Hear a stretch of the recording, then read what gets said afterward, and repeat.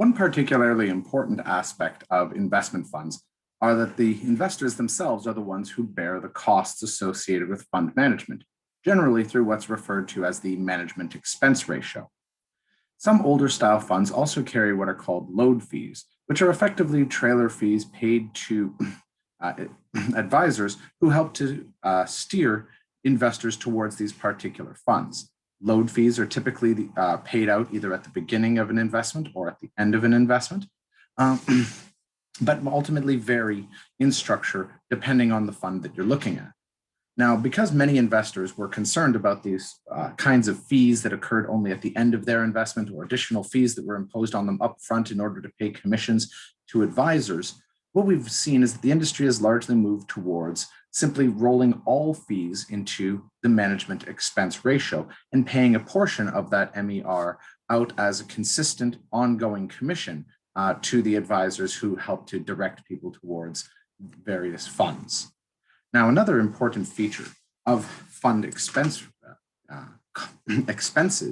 are that they're directly related to the amount of trading that a particular fund engages in. Until the mid-1960s, most funds held their investments for an average of roughly 5 years. That meaning that they turn over their portfolio about 20% over the span of a year. Today, however, the average holding period for an investment made by a fund is less than a year, meaning that the average turnover for a fund in the modern world is more than 100% each year. Now, of course, this incurs trading costs for investors and causes them to incur any kinds of capital gains that might result from these sorts of short-term swing trading. In the long run, however, the inclusion of all of these costs and additional taxes ultimately reduces the kind of growth that investors are able to enjoy. And so many people noted that investors would simply have been made better off if they could purchase units of a fund which did not try to trade so actively, which one that sort of looked at longer term holding periods and didn't necessarily spend so much on research or management trying to outperform the market. In fact, by the early 1970s, it was discovered that most actively managed mutual funds were underperforming the market once their fees were taken into account. And this ultimately led to a significant change in the mid-1970s regarding the structure of public investment funds. Now, even though this traditional mutual fund still exists, a large portion of its market share has been cannibalized through a particular strategy that was developed by John Bogle of Vanguard Funds in 1975. His particular notion was that you could simply buy everything in the market rather than trying to pick what the winners were going to be. And that meant, of course, that there was less need for complicated and expensive analysis. There was less need for active managers, and certainly a lot less need for us to incur any kind of trading expense.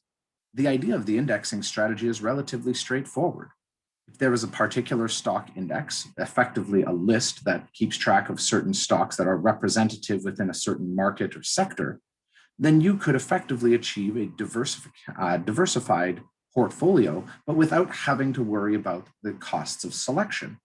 And so Bogle's idea was simply to buy everything that was listed in a particular index. For instance, the Standard & Poor 500 index, a widely diversified index that counts as many as 500 companies in the United States based on their market capitalization. Now, being one of the most diversified economies in the world, having a diversified portfolio within that ultimately led to a relatively good Sharpe ratio for investors and relatively low trading costs.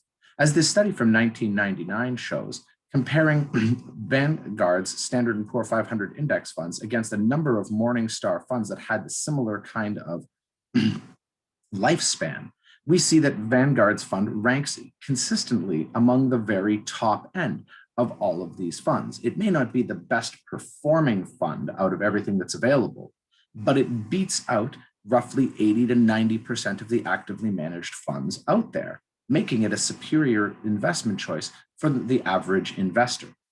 In fact, when we take a look at the management expense ratios of index funds versus actively managed funds, we find actively managed funds quoting MERs anywhere in the range of 1.5% to 2.5% of assets under management every year, while index funds are typically charging between 0.05% and 0.45%, producing ultimately enormous savings for an investor.